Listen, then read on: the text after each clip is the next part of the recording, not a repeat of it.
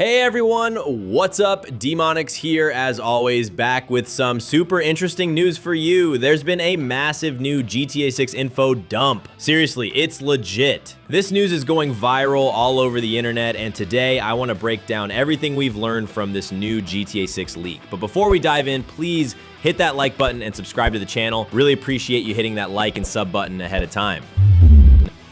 About the leak source.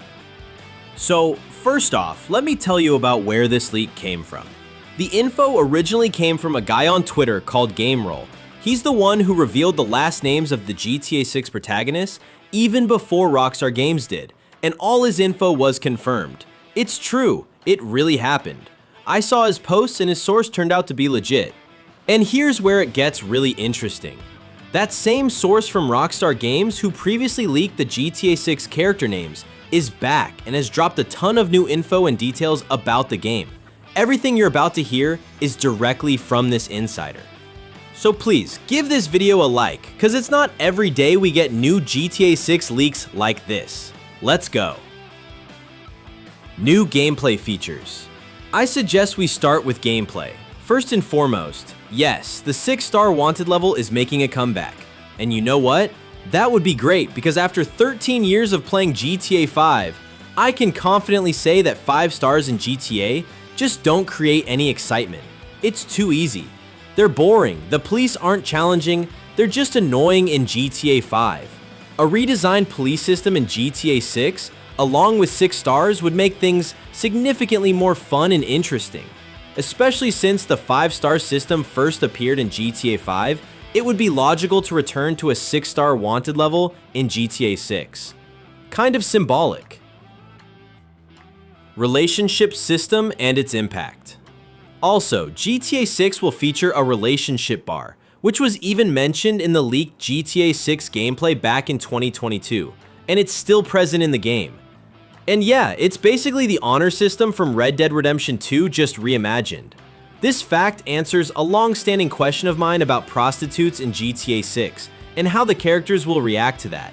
Because in the story, you and Lucia are a loving couple. It would be really strange to see you loving each other in one scene and then cheating on each other with some random NPCs on the street in another. Most likely, it'll be a hybrid system, combining elements from RDR and GTA 4. From GTA 4, they might take, for example, random calls. Like, Lucia might call you and say, I want to go to a nightclub. If you refuse, your relationship with her will slightly worsen, and you'll feel it in the dialogues. Because in Red Dead Redemption 2, if you didn't know, if you have a high honor level, the dialogues in the game change. If you have a low honor level, you can also feel changes in the dialogues, as well as in small scenes that hint at the fact that you're going down a dark path. Hey. Kill her. She was going to betray us. Aru, couldn't you tell? No. Well, I got some Spanish. She was all DCH.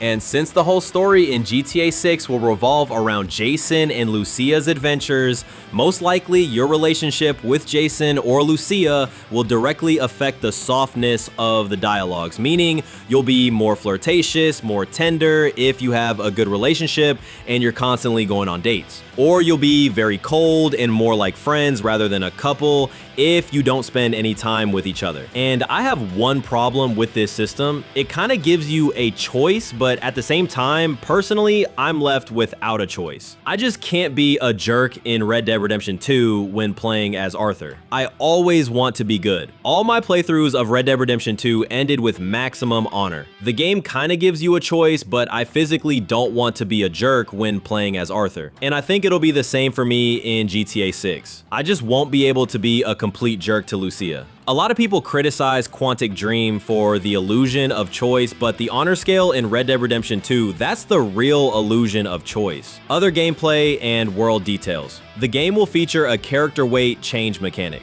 So this is another confirmation that the weight system from GTA San Andreas is coming back. Let's celebrate! In GTA 6, there will be discoverable underwater areas with treasures and secrets. And this is actually more interesting because the underwater world in GTA 5 is just useless. Yes, there are algae, it's well designed, there's some wildlife, whales, but there's no point diving underwater in GTA 5 because there's just nothing interesting there. Now, Rockstar has fixed this and developed it further, which as someone who loves swimming underwater, I really appreciate. I love diving and snorkeling, and I truly believe that Rockstar Games can make underwater exploration very interesting, and this exploration will reward the player with some kind of prize. There will be a point to it. And after all, just think about it. What an incredible new field this opens up for Rockstar Games to create Easter eggs and develop theories. It's been clear for a long time that Rockstar Games put a lot of effort into the water, but they put effort not only technologically, but also in terms of world development. Not only above water, but also underwater. And perhaps even underwater, there will be a simulation of life as was done in Red Dead Redemption 2. We'll see sharks hunting seals, sea lions, and other small fish, just like it was done with wolves or, for example, cougars in Red Dead Redemption 2. That's cool. The scenes from the second trailer where Jason buys beer in the store are actual in-game gameplay, which confirms what I said in my GTA 6 graphics breakdown. By the way, thank you so much for supporting my breakdown with your views. I'd be very grateful if you'd support this video with a like too. The game will feature the ability to greet and provoke NPCs. The system from Red Dead Redemption 2 is returning.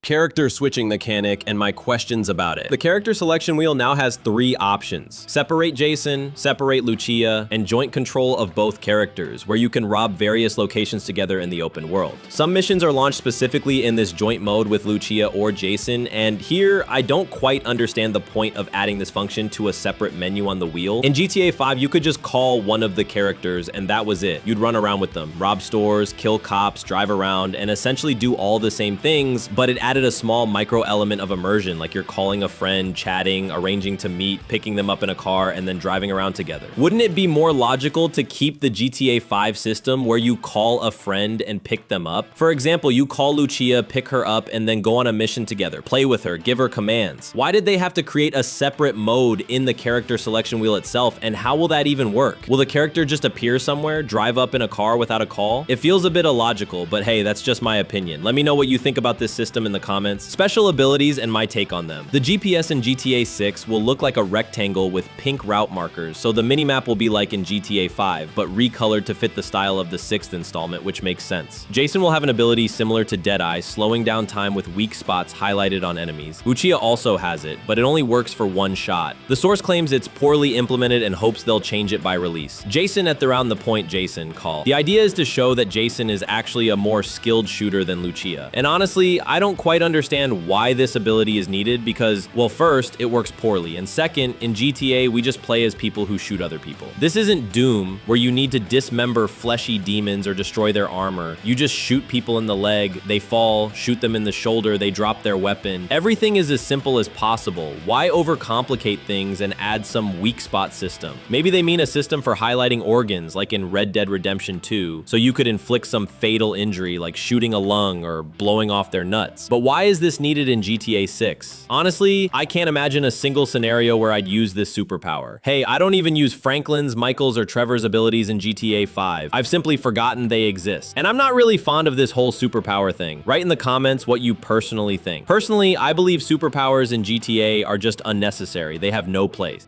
Male strippers and dismemberment system NPCs in GTA 6 will actually notice if you pull out a weapon. They'll stare, gawk, and maybe even call the cops. GTA 6 will feature male strippers for the first time, so if you're a female player playing as Lucia, you'll be able to check out some handsome, muscular, oiled-up guys. And of course, there's already confirmation of this on the official Rockstar Games website. One of the official GTA 6 screenshots shows a special ladies' night event, and there's a poster on the strip club with a muscular man, which kinda implies it's a ladies' night. And here's where it gets really interesting, because GTA 6 will have a dismemberment and violence system built on the technology from Red Dead Redemption 2. So essentially, we have the first confirmation of dismemberment in GTA 6. You know, in the old GTA games in the 3D universe, dismemberment existed. It was stripped down, but it was fun and looked kind of cartoony in the style of the old GTA games. But in the HD universe in GTA 4, in GTA 5, over all these years, I got used to there being no dismemberment, and I don't even know how to feel about this news. Because within the setting of Red Dead Redemption 2, which is this brutal brutal western, dismemberment complements the atmosphere of the game itself, which remains quite serious throughout Red Dead Redemption 2. In turn, GTA is more of a comedy, a satire that mocks American life, and I can't quite imagine myself getting out of a car with The Weeknd playing and starting to shoot people with a shotgun and their legs and arms flying off. How would this dismemberment system work if I'm driving my sports car at 250 kilometers per hour and crash into some old lady? Will her arms and legs fly off? Will her head explode from the bumper impact? It's, well, a cool visual, but it'll create a huge number of bugs and optimization problems. I'm not entirely sure that GTA, with its lighter,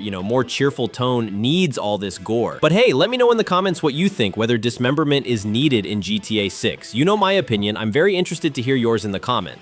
Characters, map, and story structure. Regarding characters, we have confirmation that a character named Donnie, Jason's friend, will appear. He works for Brian and is described as an eccentric. Donnie is another friend of Jason's. Most likely, I believe this is the NPC who appears quite often in GTA 6 screenshots. Everywhere Brian, Kale, or Jason are present, this same NPC is more or less there. And most likely, he's another one of Brian's employees and also Jason's friend. Maybe he's this mysterious Donnie. As for the map, no miracles happened. We'll still have an island. There are shopping malls and skyscrapers. You'll be able to enter shopping malls and skyscrapers will have working elevators. Regarding the plot, don't worry, no spoilers, but it's known that the game is structured similarly to Red Dead Redemption 2 with a chapter system, and in total, GTA 6 has 5 chapters. All the footage from the second GTA 6 trailer was recorded from the first to the third chapter. We haven't seen anything from the fourth and fifth chapters, which are closer to the finale, removed features, and my doubts. Also, since the first GTA 6 trailer was released, the game has lost a few new features. This is totally normal, because during development, some ideas don't pass the test of time. The quality isn't there. And instead of trying to implement and salvage these mechanics, it's easier to just cut them and forget about them, not waste time on them. Let's start with the fact that GTA 6 won't have fully detailed, explicit 18+ scenes. According to The Insider, in GTA 6, there's no way to listen to music outside of the car, and I totally don't believe this info. I don't know what The Insider was looking at, because on the official Rockstar Games website, they showed us several times characters exercising or doing something with headphones on, and it's logical to assume that these headphones aren't just an accessory you put on a character to make them look cool. Most likely, they're working headphones, because it's not that hard to implement. It was already in Watch Dogs 2. And honestly, I highly doubt that Rockstar Games, with their attention to detail, somehow didn't implement working headphones. Why? Why would they show them in screenshots on the official website then? It makes no sense. If there weren't working headphones, they wouldn't just show them like that. But here, we literally see them in a close-up as one of the game's new features.